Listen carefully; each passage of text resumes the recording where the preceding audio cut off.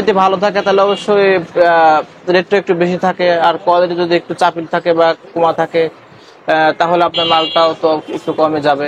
আসসালামু আলাইকুম দর্শক, ঢাকার শ্যামবাজার থেকে সরাসরি রয়েছে সাব্বির খান। আজকের বাজার দর আপনি জানাবো। বাজারে পেঁয়াজ কত করে বেচা বিক্রি হচ্ছে পাইকারি দামে, আপডেটটুকু আপনাদেরকে জানাবো। দর্শক হালকা পরিসরে কিন্তু বাজার পরিবর্তন হয়েছে, কিন্তু আজকের বাজারে পেঁয়াজ কত করে বেচা বিক্রি হচ্ছে পাইকারি দামে দর্শক, সেটাই জেনে নেওয়া যাক। দর্শক সঙ্গে থাকুন। আসসালামু আলাইকুম। ওয়ালাইকুম আসসালাম রাহমাতুল্লাহ। ভাই কেমন আছেন?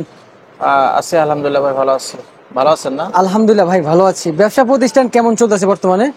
আলহামদুলিল্লাহ চলছে মোটামুটি ভালো। ভালোই চলতেছে না? আলহামদুলিল্লাহ। পেঁয়াজের আমদানি কেমন হচ্ছে বাজারে? আজকে আমদানি একটু বেশি।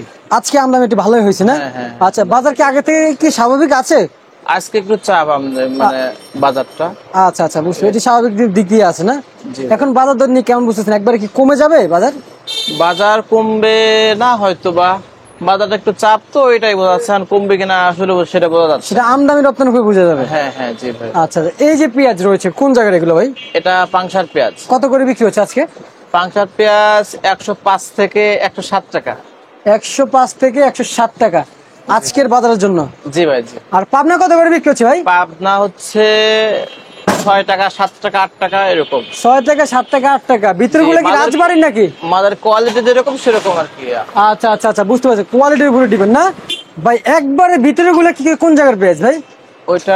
ওটাও পাংশার পেঁয়াজ। পাংশার পেঁয়াজ, রাজবাড়ি পাংশা। রাজবাড়ি পাংশা। কত করে বিক্রি হচ্ছে ওটা? ওটা 105 থেকে 107 টাকা। ফরিদপুর কত করে বিক্রি হচ্ছে? ফরিদপুর পেঁয়াজটা আমাদের নেই আবার। নেই? এটা কি রাজশাহী না পাবনা? এটা পাবনা, যেটা আপনি দেখছেন এটা পাবনার পেঁয়াজ। আচ্ছা, এটাও পাবনা। আর এগুলো যেগুলো কাটা হয়েছে এগুলো? এটা হচ্ছে ওটাও পাবনা। পাবনা। এগুলো কত করে যাচ্ছে? ওটা হচ্ছে 6-7 টাকা এরকম। 6-7 টাকা।